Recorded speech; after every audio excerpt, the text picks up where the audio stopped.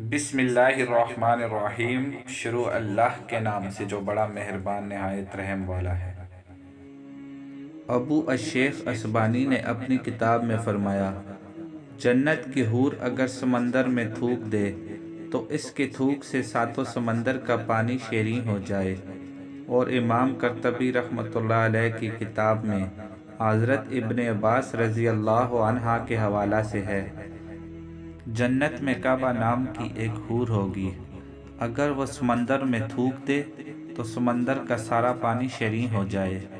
قرآن کریم اور صحیح احادیث کے حوالہ سے حوروں کی چند صفات یہ ہیں: پاک و صاف ہوں گی، جنت میں ہمیشہ رہیں گی، خوب گوری چٹی اور بڑی بڑی آنکھوں والی ہوں گی، ہم عمر ہوں گی، نگاہ نیچی رکھنے والی ہوں گی، اس سے پہلے انہیں کسی انسان یا جنات نے نہیں چھوا ہوگا، محفوظ موتیوں کی مانند ہوں گی۔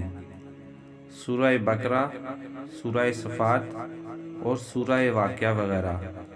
ہر حور ایسی ہوگی کہ اگر وہ زمین کی طرف جھانک لے تو اس کے حسن کی وجہ سے پوری دنیا روشن ہو جائے اور اس کی خوشبو سے پوری دنیا معطر ہو جائے، اور اس کی اوڑھنی دنیا اور دنیا کی تمام چیزوں سے بہتر ہے۔